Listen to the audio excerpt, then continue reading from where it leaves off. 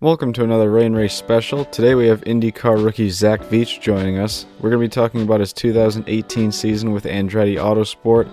We're going to be reminiscing on his past in racing. And at the very end, we're going to be answering some of your questions. If you're viewing this on YouTube, you can click the card at the top right-hand corner and it'll bring you to all of our previous episodes. You can also find us on Apple Podcasts and Google Play by searching for the Rain Race podcast. I just want to quickly apologize for a couple of audio glitches on Zach's end. I tried my best to edit around them, but as you'll hear, they still aren't perfect. Besides that, I hope you all enjoy it. It was a very fun one to record, and I hope to catch you in the next one. Welcome to a special episode of the Rain Race podcast. Today we're here with Kyle Cuthbertson, the usual co-host. Sup? And we're also here with 2018 IndyCar rookie for Andretti Autosport, Zach Veach. Hi guys, thanks for having me. Yeah, I mean, I don't know if any of you guys listened to the Dion von Moltke podcast we did a couple weeks ago, but this is going to be staged pretty similarly. We're going to ask him some questions about his career. Went to Reddit and Instagram and had people ask some other questions. Some of them are racing related, some of them are not, so we'll get to those towards the end of the episode if you want to stick around for those. But starting off here, I want to talk about your 2018 season because obviously, first full-time season in IndyCar, and you're jumping into a pretty big team with Andretti Autosport. So what were your initial impressions when you heard that you'd be racing for Andretti this year? I think, the biggest thing was just relief. You try so long and hard to get into the Verizon IndyCar Series. And, for me, Andretti was always a team that I looked up to when I was really young, just because of Michael and Mario, obviously. But, as I got selected to be on their USF 2000 team in 2010 and all the ladder series, basically, with Andretti, that team has become such a home to me. And, I really didn't want to drive for any other team in the world other than Andretti. So to have the opportunity to be able to find that sponsorship with Group 1001, to have an opportunity to go IndyCar racing, and that was the first team we thought of, and they were so excited to have us just because of the same feelings we have towards them. So it's a big shoe to step into, being the number 26, but I'm looking forward to seeing what we can do with it. Of course, because you're at Andretti, you have some pretty experienced teammates alongside you. You have Ryan Hunter-Reay, 2012 champion, and really you just have the Andretti family, which can properly set up a car for the Indy 500 if you want to look at the last two runnings as an example. So going into a race like Indianapolis this year, your hopes pretty high? Would you like to keep them sort of more modest, take it one step at a time, or are you going into a race like Indy this year with high expectations? I think, Indy, you never know. But I think our expectations are pretty high just from the history of the team. Now that we have a bit of a different car with the 2018 Aero kit, that might throw, a little complexity into the whole puzzle. But, I'm pretty confident with what we have to offer there. Last year, doing it as a one-off with Foyt, our program came together fairly late, and it's one of those things where you're really struggling to find the pace. To see what Andretti's been able to do, I know that's not going to be an issue at all. So it's just going to come down to me doing the best job I possibly can, and hopefully find ourselves in the lead 199 laps in and take it to the checkered. Yeah, absolutely. And of course, this year you're driving last year's winning chassis that Takuma Sato drove to victory. So obviously there must be a little bit of pressure on your shoulders to not wreck it, first of all, because that is a prestigious car. Moving on beyond Indy, what would you say for the 2018 season would be an ideal rookie campaign for yourself? Where do you see your goals being at the moment? I think overall goal, big picture, is to try to go for Rookie of the Year. That's definitely going to be a tall order this season with guys like Wickens who have a ton of experience, maybe outside of open wheel racing, but in racing in general. That's the goal that we're going for. St. Pete was a little different. Our goal going into there was qualify in the top 12 and finish in the top 15. And obviously, we missed transferring to the top 12 by 0.04 of a second when I hit basically fairly lightly hit the wall coming out of 10 with a time that would have transferred me, but I lost it. So that was frustrating, but a lot of it's just been trying to make up for the season that I've had off. when you're outside of it, sitting on the sidelines, you kind of you dull a little bit. You know, things just aren't as sharp as they once were. So that's kind of one thing that we're fighting right now is just as we're getting a race in, a couple races in, it's getting a lot easier. And the past couple tests that we've had have gone really well, but it's just trying to knock off the rust that we accumulated over the past year. With this being a 3-year deal, it takes a little bit of pressure off this first year to where I can just focus on learning as much as I can. Because, our second and third years, those are the years that we want to kind of pull what Alex has and just get closer and closer. And that third year, hopefully be our championship contending year. I'm not going to lay the hard one on about the Rossi and Wickens thing at St. Pete because you're his teammate, but I'm just going to ask a little bit easier. Do you think that, Dixon getting a penalty for getting into Sato, but Rahal and Rossi dodging penalties is fair? I know you saw Rahal firsthand, so I thought you'd be a good person to ask if it was fair that Dixon got a penalty, but Rossi didn't. Yeah, no. It's hard to say. With Rahal's incident, I can understand because, you get on the paint in turn one, and it's really hard to make anything happen. But for me to really say why one got one and one didn't, it's hard for me to say. It's a little like my incident with me and Kanan as well. I'm sure people have mixed opinions on how that should have played out. But, from I'd say Rossi's standpoint, not just saying this because he's my teammate, you got to go for it. I mean, it's moments like that race fans, I think, really love. That, you got to go for that gap when it's only 3 laps to go. So I think they did the right call there, at least. Yeah, the last question I want to ask you here on your 2018 campaign is, outside of Indianapolis, which race do you look forward to doing the most? And if you don't say Mid-Ohio, I will be at your doorstep. Yeah, I'm sorry. It's not going to be Mid-Ohio. Texas, actually. Texas is the race. Wow. I'm really looking forward to. Just because it reminds me of the old Indy Lights Freedom 100 races. It's just pure chaos for now almost 3 hours around that place. So I think a goal for that race is just to be running at the end, because at that point you're going to get a top 5. Yeah, we were talking about this in our IndyCar preview episode, which was episode 4, I believe. Obviously, with the new cars, we don't know how they're going to handle the Texas Oval. The last 2 years, we've seen pretty much a pack race. I'm curious to see this year what the race will be like with the new package. Maybe we'll see a little bit more of the spread-out racing, or maybe it'll continue the trend we've seen for the past 2 years of the bunched-up, close racing until the very end. So, yeah, it's definitely going to be interesting. But, I was at Texas last year helping out with the 2-seater, and I watched the green flag, and then about halfway, I went across the street to the hotel and watched the rest of it on TV. And literally the last 20 laps, I was sitting on the bed, and my mouth was just wide open. I mean, I was just in awe. I was like holding my breath, just waiting to see what was going to happen. So, I think those moments are hard on the drivers for sure. But as far as a spectator and a fan perspective, it's those moments that kind of show what we're doing. If they're holding their breath at home like we are in the car, I think something's going right. It's going to be an interesting thing to see for the future. But I want to jump back to the beginning of your career now, because you do have quite an interesting story to where you are right now. So starting way, way back, your father wanted you to be a tractor pulling champion, I hear. That is correct. Yeah, my dad was a national champion with 2-wheel drive pulling trucks.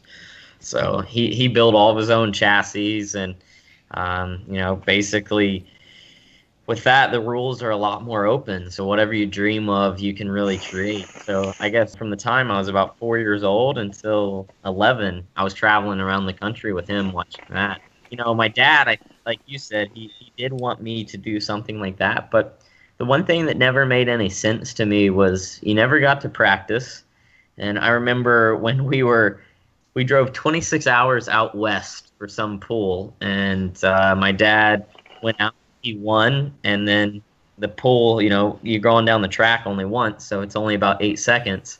And then we loaded back up into the truck, and we drove another 26 hours back home. And middle of that, just thinking, why? You you see the Indy 500, you're like, well, they're in the car for like 3.5 hours. That seems like a lot more fun. Oh yeah, I mean, I've never really been a tractor pulling guy myself, so I can't really comment too much on it. But yeah, it's an interesting sort of contradictive events there on what you wanted to do with your career and what your father wanted you to do. And I wanted to save most of these questions for the end, but this one kind of just fits in right here. From Mike Matt on Reddit wants to know: have you ever personally competed in a tractor pull yourself? Not yet, actually. No? And I say yet because, that was kind of one of the deals that my dad and I joked about when I was 12 was, he was going to do whatever it took to help me get to IndyCar. But as soon as I got to IndyCar, he wants to go back pulling. So probably in the near future, we're going to build a 4 or 5 engine mod. So that's close to, what I want to say, close to 12,000 horsepower, I think those things have. So hopefully we'll build one of those in the coming years, and I'll get a couple chances to run it down the track. Yeah, well, good luck on that is all I can say. 12,000 horsepower. I was expecting a little bit less than that, but yeah. Okay, so then you go to your dad and you tell him you want to race, and what were you, 11 or 12? Which age was it?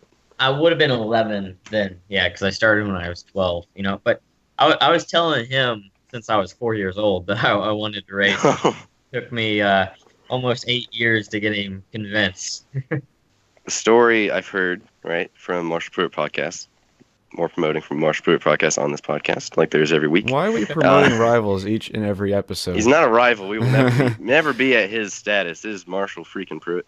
But anyways, go to your dad, tell him you want to race, and he says you got to be 15, and he says, you say, no, I want to race the Indy 500 or IndyCar.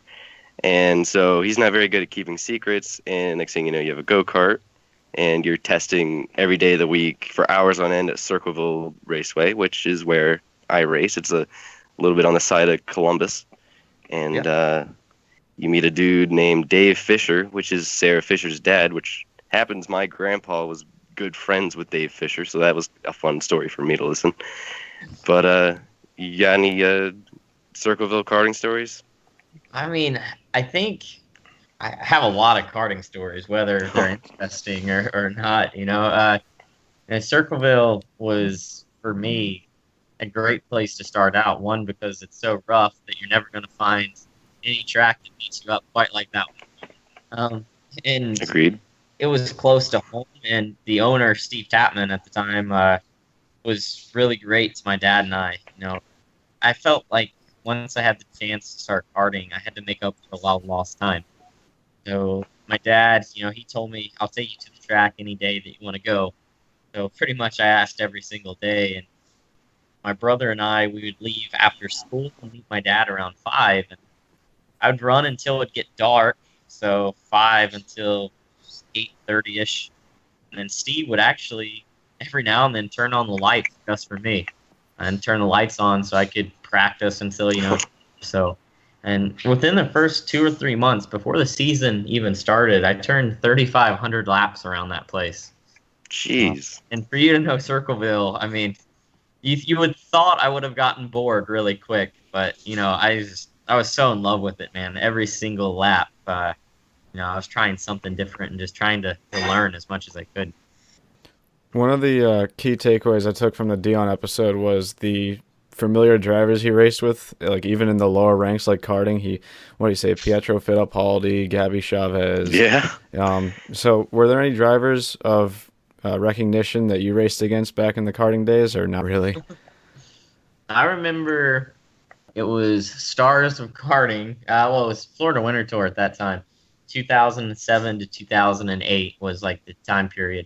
My dad, Sage's dad, did the same. We both lied about our ages so we could race in JICA during the winter. And I remember being on the grid, and I'm trying to remember the order. I think Karam was beside me, Piggott was one ahead of us, and Chavez was beside Piggott. And it's crazy to think that, 8 years later, all of us have done the 500 together and raced IndyCar at one point or another. And we all kind of didn't really know each other, and we all kind of hated each other back then. You know what I mean? It's the way it kind of is in karting. Like when you're young, super competitive with each other, you you think it's either that kid or you, so you're like going after him. But it's funny, those guys end up becoming some of your closest friends just because you've had to go through so much stuff together. And I know a lot about them as far as racing. I feel a lot more comfortable racing them than I do someone like Scott or Pagano right now, just because I'm learning them now as they're learning me. It's not something that's familiar. Moving on from karting, you next went up to Formula BMW, which was actually, I assume, a good experience because it got you some experience on some tracks. I know Formula BMW used to race at Lime Rock. Was getting on some of those more familiar full-size tracks a good experience? Somewhat. The thing that was tough was, we were just testing. We would go to the track, the Monday or Tuesday after their race weekend because I was still too young to compete. So that was good to kind of learn just a little bit. For a while, we were worried that I was just killing series because we started to prepare for Formula BMW, and then that series fell apart. Started to prepare for the Atlantic series, then it fell apart. And when the Atlantic thing, it fell apart literally a week before the first race was supposed to be in Sebring, and that was kind of like the worst day of my life just because I thought it was kind of all over for me. And 3 days later, that's when my dad got a call from Michael about the USF 2000. And honestly, that was the single biggest moment that happened for the best. With those two series is falling apart, that kind of, that I don't know if it's the way the universe worked at that time, but that's what put me on the path to getting to IndyCar.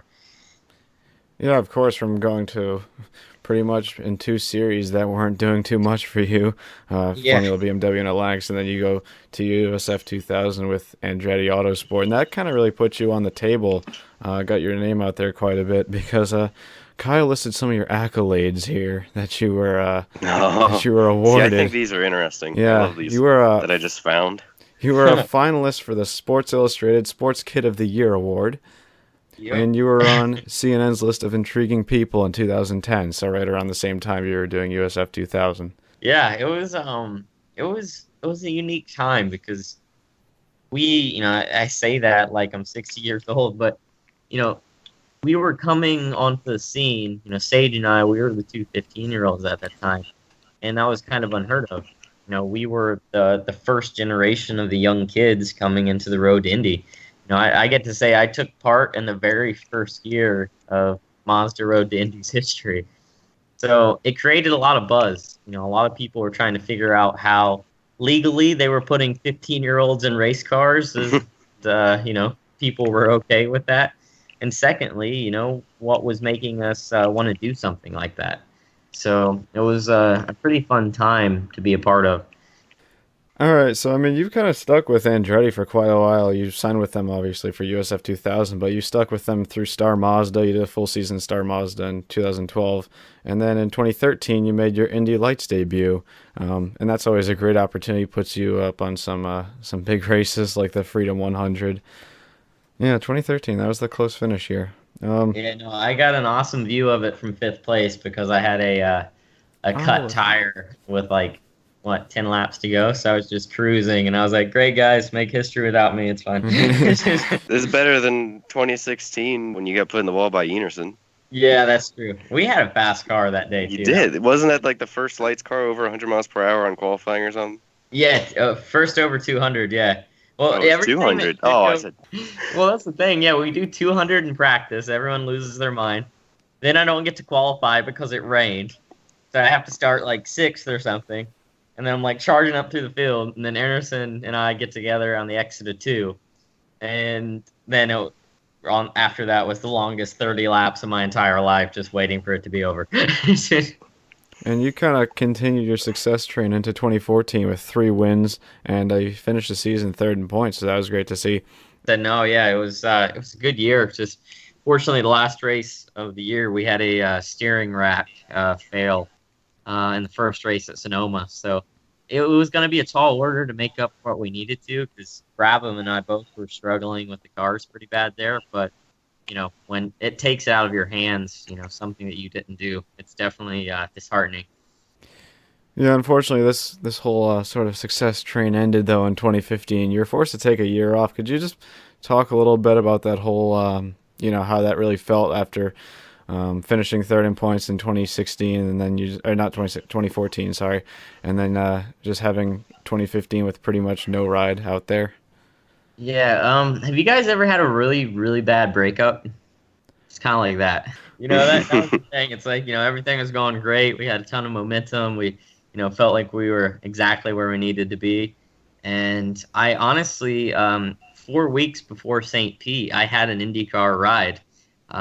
It was looking to be a full year in IndyCar with Andretti. And then we were in the contract phase of that. And then the sponsorship fell through once we had the paperwork drafted up. So, it went from the highest of high that I've ever had in my entire life to, feeling sick for like, a month and a half. And then on top of that, since I already had my wrist, it was slightly broken from an incident in Indy Lights in 2013. So we had it operated on it then, since it looked like a good time to get it done. So I just remember sitting, my dad's basement with a cast on my arm, watching, the Indy 500. I didn't even go. So you pretty much just, for the time, ended your 5-year partnership with Andretti right there. But you were back in 2016 with Ballardi, another full season in Indy Lights. So that was great to see. He should have won St. Pete. His first ever race was Ballardi. I remember that. Yeah, that was that. Honestly, that I can say that was the first time I've cried in a race car. Besides like winning at Milwaukee, because that doesn't count. But like literally, like from being punched in the gut, like tears. But bad. I blame a lot of 2016 up until the halfway point. Not so much on Ballardi. They were giving me good cars. I kept making a lot of mistakes. You kind of got that momentum back at the end of the season, though. You ended up finishing fourth in the championship. So third place in 2014, then a fourth place in 2016. Great momentum for moving on. It was tough. We we should have finished third, but we got penalized at Watkins Glen when we won. I got to keep the win, but they took my winner's points away. I think I remember that too. Yeah, and I failed tech because I got hit by Jones when I passed him going into turn one, and it bent the left side like under tray like what is it, like a 16th, an 18th or whatever of an inch too low. So, it was from a contact racing incident, but I still got penalized for it. That took You guys couldn't protest that? Man, we were trying, but they told me basically, you're lucky that you get to keep the win. If you want to keep pushing it, you can. But we can the way. So it's like, all right, well, thanks. Well, 3 full-time seasons in Indy Lights, and then we can get onto the fun stuff here. The big one, the IndyCar series. You finally catch a break in 2017. Ed Carpenter calls you in at Barber for the injured Jared Hildebrand, correct? Yeah, that was my very first race in IndyCar. Yeah, Jared Hildebrand. Was it his hand or was it his wrist or something at Long Beach? It was a wrist because who was it? Lotion and him had contact. So, stepping up to IndyCar from an Indy Lights car, especially in the Aero Kit era that we had from 2015 to 2017, when the cars just had ridiculously high downforce. What was that kind of like stepping into a car? Was it just more of a terrifying learning experience, or were you able to settle into it pretty quickly? It was the hardest single race weekend of my entire life. I wasn't expecting it. I got called literally on Wednesday that I needed to be in Alabama the next day for load-in day for my very first IndyCar race. And, I was talking to, Tim on the phone, their manager, and, he goes, "Hey, man, are you ready to go racing?" I was all excited, and I was like, "Yeah, of course." As soon as I hung up the phone, it's like 1,000 pounds, like, was in my stomach. Like I hung up the phone. The smile completely went away, and I was just like, oh, okay, this is real now. And the funny thing was, for me, that was the first time I'd driven a race car since my win at Laguna, 7 months prior. So, it was a tough thing to be thrown into. And we just tested at Barber last week, and it was a really good test for us. We were in the top 5 for a while and ended up top or 10th overall. My third lap in the new IndyCar was like 4/10 faster than my fastest lap from the entire weekend last year. So it's like, I just kind of saw that and kind of giggled to myself, and I was like, yeah, I was in over my head a little bit that weekend. Well, yeah, you gotta go from an Indy Lights car to just wrestling that behemoth of a thing around a track for Yeah, 2 hours. So testing's a nice thing to have. yeah. Yeah, that's actually really surprising to get called in and drive something that powerful, that difficult to drive. Which the only time he drove an IndyCar was like a year before at Sonoma. Yeah, no, exactly. That's why I was trying to learn everything and the procedures and everything else. And now, after 6 test days this winter, 4 test days, and St. Pete, it's like, I feel like I'm running at 25% of the speed that the first test felt. I think that's the big thing of just getting time in the Indy cars. You're going so fast that your mind just kind of needs that time to process it and slow everything down. And once you slow everything down, it starts becoming, still difficult, but a lot easier than it was the first time around. So then a couple months later, you made an appearance at the most prestigious race on the calendar, the Indy 500, but this time it was with A.J. Foyt instead of Ed Carpenter.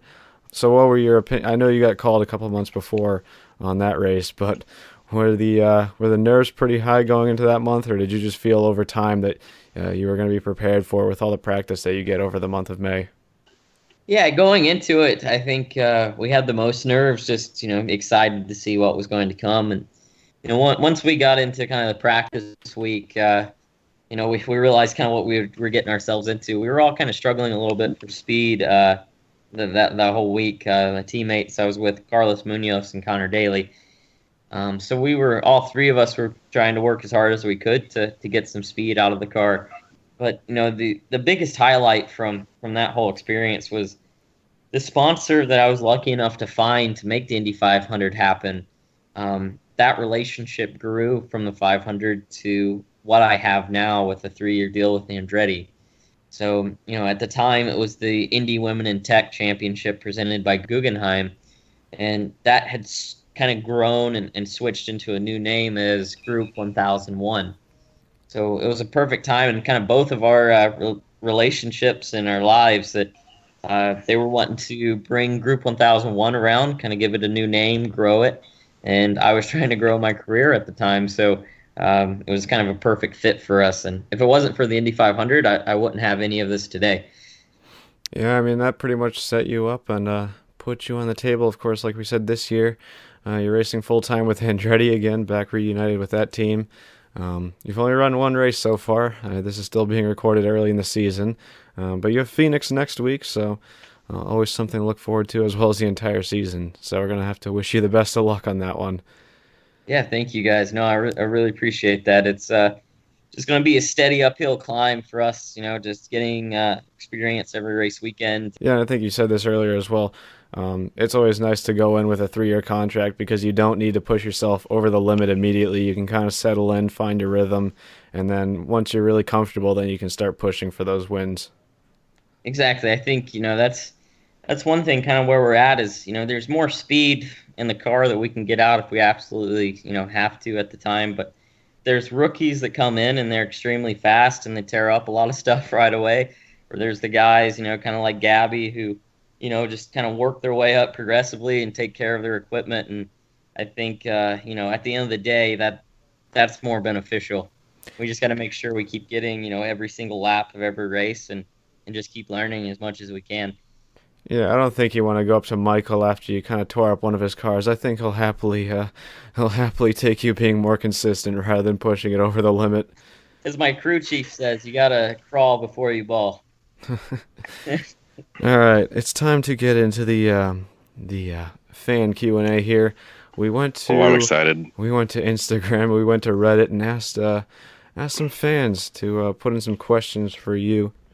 So the Michael N I think the L in the N is supposed to look like Indiana, but anyways, we both see the same hairstylist in Indy. Why is Shannon the best hairstylist in town, and how integral is a sweet bouffant hairdo to winning the Indy 500?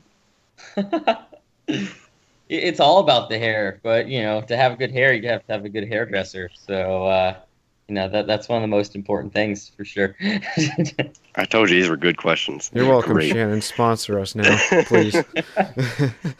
The Rain Race podcast presented by Shannon. We got all those other podcasts we're competing against. You got Marshall Pro with Cooper Tire. We've got Dinner with Racers with it'd be Continental. We're sponsored by Shannon. We're gonna need Shannon's number after this. Yeah, anyway, Counterbalanced Cove on Reddit asks, dogs, cats, or both? Oh, that's a good question. It's funny because my girlfriend's giving me the eye right now because we're having to move into a bigger place because I'm allergic to her dog, and the apartment was too small for all three of us. Oh no! Definitely a dog person for sure. But I kind of want a hairless cat. Just oh no! Giggles. Kate, don't let him get a hairless cat, and you can keep your dog because dogs are better, even though he's allergic. I feel you. What breed of dog, though? It's an important one. Well, it's a mix between an Australian Shepherd and a Rottweiler. So she's real pretty. She just sheds a lot. Keep the dog. All right, I think that's all. Do Dixon's the man. Do that one. Oh no. All right, Dixon's the man. No, this one's great. Who would win in a fight between all 6 Andretti Autosport drivers, including Munoz and Wilson? Ooh, okay. Okay, I think me, actually. Wait, I was going to say, don't sell yourself short here. We're going to have to ask the other 5 now. This is my theory, though. This is my theory. So I'm small. All the tall guys, they're going to duke it out first. So you're going to see Rossi and Hunter-Reay and Wilson beating down on each other. So I think that's a battle that's going on. And then, Marco and Carlos, they got more history. So they're probably going to be fighting each other while I'm just observing, right? I'm going to be shadows. Then the winner between Carlos and Marco has to take on the winner from the Giants. Then there's only going to be one left. And by that time, the person's so tired that I can just walk in and easily steal the W. There's way too much thought into that. Yeah, I was going to say. But, I mean, that's planned out. Someone else commented they picked Wilson, and I'd probably have to agree with Steph would be the guy. Because I don't know. I think he's Steph the gentle giant. If anyone I'm afraid of, it's probably Ryan because he's got that real dad vibe to him. I barely heard Ryan in that story. Set it up, though. Maybe his kids help him out, and they take you out. I don't know. Set it up. My nickname, thanks to Marco and Alex and Ryan, is Big Meech now. Penske as the Penske Games. You guys need to organize the Andretti fight in Vegas on pay-per-view. This is going to be the Andretti Hunger Games. Yeah. Be great. Well, we ask all the hard-hitting questions on the Rain Race podcast. How would Michael respond? There's some serious ones here. How would Michael? You just go in. We didn't even bring in. You gotta go. No, you gotta go in. Who's gonna tell Michael that all of his drivers are unavailable because they're busy beating each other up in Vegas on pay-per-view television? Wait, everyone's unavailable but me because I won. Oh, that's correct. So wait, he'll give you the best equipment. I have a new question. So there's a fight between all 6 Andretti drivers, but you stick Michael and Mario in there. Then who wins? Oh, that's not cool, man. That's terrible. I feel like Mario wins. Who's gonna start throwing punches at Mario? Okay, you just add Michael. Then I'll pick Michael. Yeah, no, I'm not gonna fight any of them. Yeah, well, I pick Michael because Michael gets in there, and then it's what you said, the last battle, 1-on-1, and then Veach is obviously the last guy from what he thinks, and then Veach is like, no, I want my job, and then just sits on the ground. Yeah, So that's how that happens. I absolutely love rock climbing.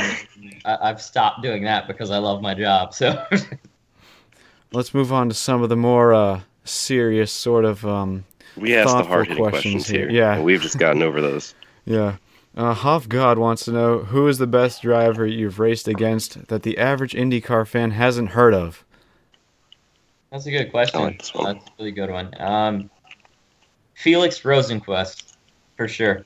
10 times over. He's been my favorite teammate. And as far as talent, the guy definitely deserves to be in IndyCar. And, I think once he gets over here, it's going to be really hard to beat. Didn't he win St. Pete? Yeah. Yeah, so we know he's got major talent. He ran quicker laps at Dixon in the Mid-Ohio test in 2016. Yeah, he's an animal. Yeah. He's an animal. Yeah. All right. And then Hoff God also wants to know, besides the pie face, have your Andretti teammates pulled any pranks on you yet? Oh, man. Not yet. Not yet? And do you plan on Knock on pranking wood? Marco back? Yeah, I have my own plans, but I'm letting them commence though. I'm basically playing North Korea with them. I'm just letting them know that I have weapons and I'm not going to use them. But if once the war starts, I'm going to try to finish it for sure. I feel like Hunter Ray's the one you got to watch out for. I feel like he'd be the guy. Like I said, Hunter Ray's kind of the dad. Yeah. He manages the three of us really well. But I think the one person I'm most suspicious of is Alexander and Marco. I feel like Alexander might get predictable. Well, that's and Marco's already gotten you. Yeah, but Marco's like the kingpin for the outside of car festivities. So he's like the go-to. I just got to say, he's got a big house, which leads a lot of opportunities of things to do. Yeah. I'm excited for May. Let's just say that. Oh, no. All right. Johnson4253 asks, I guess he's saying aside from motorsport, what sporting event would you most likely take part in? I think, okay, this is one thing I'd really like to try is downhill ski jumping, like Eddie the Eagle. I think I saw it on Twitter. That sounds fun. Yeah, that would be cool. But honestly, if I'm not racing, you're gonna find me in the mountains. I one day for sure I want to do pretty extreme mountaineering. I love rock climbing out in Yosemite. Toward a Collision wants to know, what current driver or drivers from any series do you respect the most? Good question. Drivers that I respect the most. It's got to be the staged rally guys. Oh, yeah. For sure. Hands down. I mean, that's the thing. Racing in every series we've become specialists. IndyCar drivers are specialists at driving IndyCar. They get in sports cars and they're just as fast. But as far as pure driving and just reaction, I think rally car, those guys, they're beyond brave to do what they do. Didn't Pagano do some rally? Yeah, he did some a little bit of it. He dabbled in it for sure. There we go, Pagano. And he said he wants to do it after he retires. So I definitely want to try it. On my bucket list, motorsports wise, is the Baja 1000. Yeah. I mean, the rally fans as well. I've seen some videos on YouTube of guys who stand right up next to the cars when they're flying in the air at over 100 miles. Like, what are you? Yeah, rally fans might be as brave as the drivers. They stand like right in front of the cars with no fencing or anything. It's madness. I mean, honestly, I'd be afraid of killing someone the whole time. Yeah.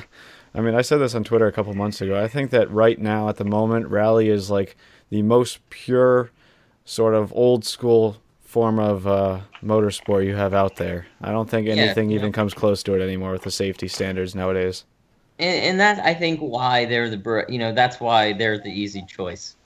Yeah. It's, everything else is really advanced. It's advancing as well, but there's just a purity to that will always remain. He also wants to know, who did you look up to as a kid in terms of racing drivers? When I was real young, for sure, I looked up to Michael Andretti, which why, this is such a cool experience for me. But, as I started racing, the one guy was always Franchitti. I really liked Dario. I have a ton of respect for him. I was wanting to hear Bobby Rahal because Ohio once again, but Michael can slide. Well, that's the thing, right? You were either a Rahal fan or an Andretti fan, I feel like. Oh, the Andretti Rahal rivalry still exists. Marco blocked me on Instagram. Right. And then I told him to unblock me on another account. He blocked that account, and now I'm blocked on Twitter. The rivalry is. Well, I didn't know you were blocked on Twitter. Yeah, it happened now. And then the last thing, like, what did I do? the last thing he wanted to know is what tracks would you add to the IndyCar schedule? Easy, Milwaukee Mile. Yeah. That track should have never left the schedule. That place I absolutely love. Watkins Glen, which will be coming back, which is good. Laguna Seca. And yes. If I could strive big and go for no limits, Cleveland. Oh, yes, finally. The Ohio boy prevails and gives me an Ohio answer that I love. God. Thank you. Yeah, just the history. I mean, you hear about that place and it seemed pretty cool. Fontana put on a good race too. I really liked the Fontana show. Just It was hard to get people there, I guess. I liked Fontana the last time they ran there too. Yeah, I don't know why. Sure. Let me add to that question.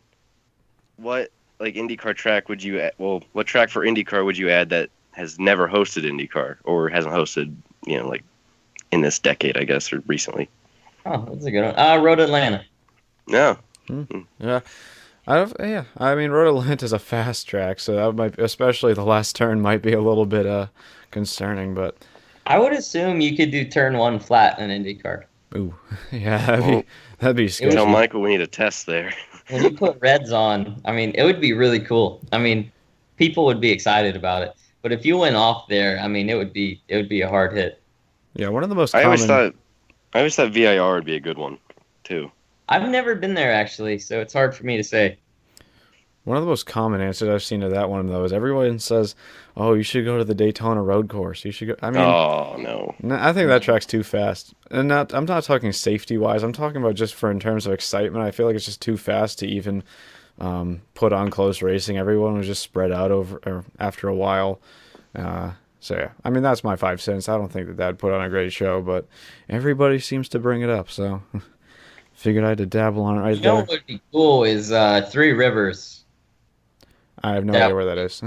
Oh, that was up in Quebec. It was for a while just an Indy Lights track, but I think Champ Car might have ran there back in the day. Yeah, I know what you're talking about because those fans up there are absolutely insane. It was, I mean, when I think back of from 2010 to now, top 5 funnest weekends as far as people, the environment, that's definitely inside the top 5.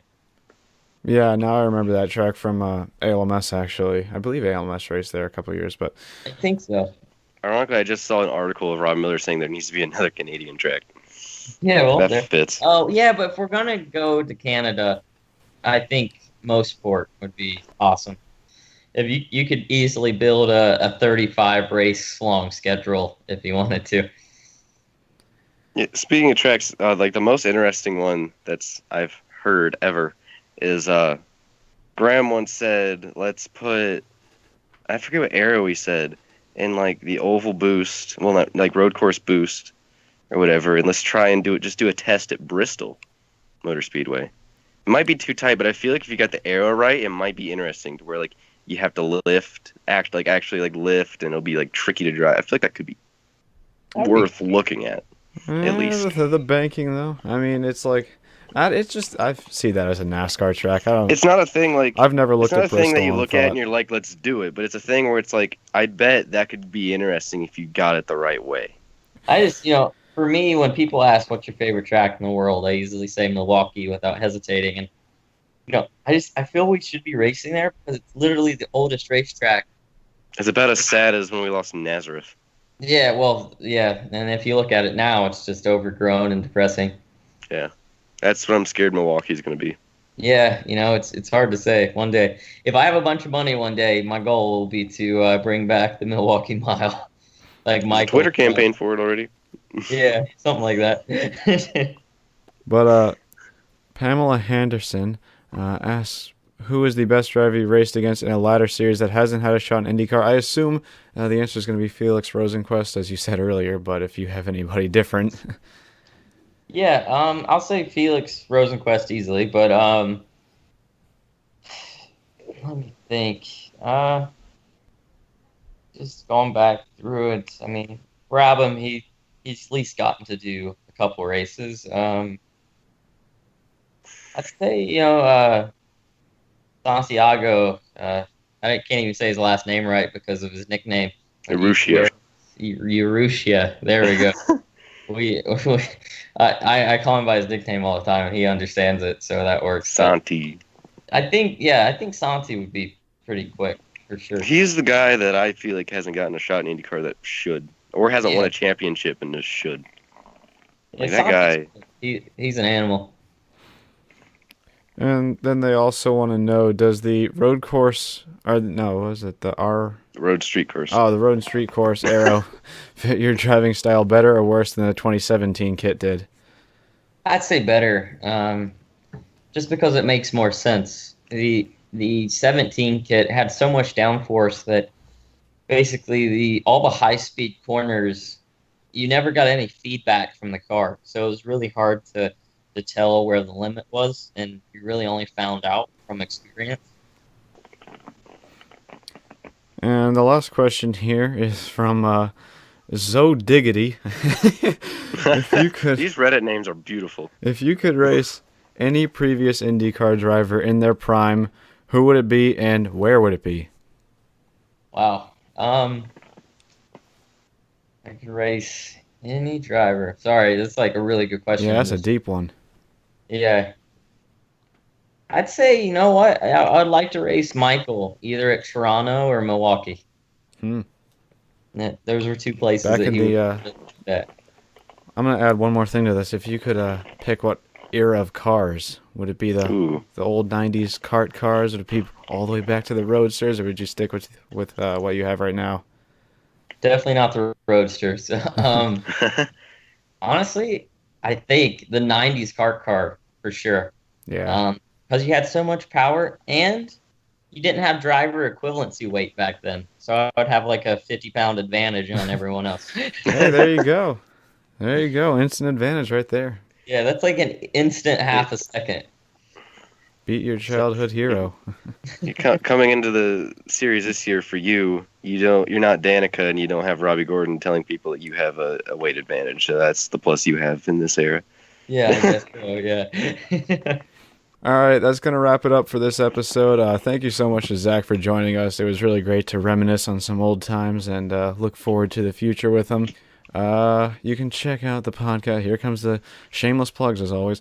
You can check out the podcast on Apple Podcasts, Google Play, youtube.com/c/deductiverain. Yeah, next week for Phoenix. I already discussed this before. I'll give your promotion a second, Kyle. I already discussed this before in the last podcast. So for Phoenix next week, I plan on doing a live stream where we can hang out and sort of watch the race together. You can comment, do a Q&A, all that stuff. And cheer Zach on because he was kind enough to join us for this one. But Kyle... And, hold on, I got something. And when you're done listening to this podcast, go over to shop.indycar.com and buy one of Zach Veach's t-shirts to support him this race season because he was kind enough to join us for this podcast, and he is probably the most relatable IndyCar driver that I have ever spoken to. And his diecast should be coming up soon. Just support Zach Veach. Yeah, thank you guys. Appreciate that. All right. No plugs. Kyle's social media, Ray Hall Fanatic 15, among all platforms. Although maybe after this, are you gonna change it anywhere? Beach Fanatic? Eventually. Ray Hall's 29 now, so give it a couple years. Yeah. But if it's Indy and we're both leading and coming down, I know you guys, I know who you're cheering for, but I think, okay, if you guys are leading at the end, I think I'm just happy either way. Just don't wreck each other. I'm happy. yeah, we'll see. Yeah, anyway, that's going to wrap it up for this one. We'll hopefully be back on the normal Monday schedule in the next week or two. Catch you all then. Hope you all enjoyed it, and I'll see you in the next one.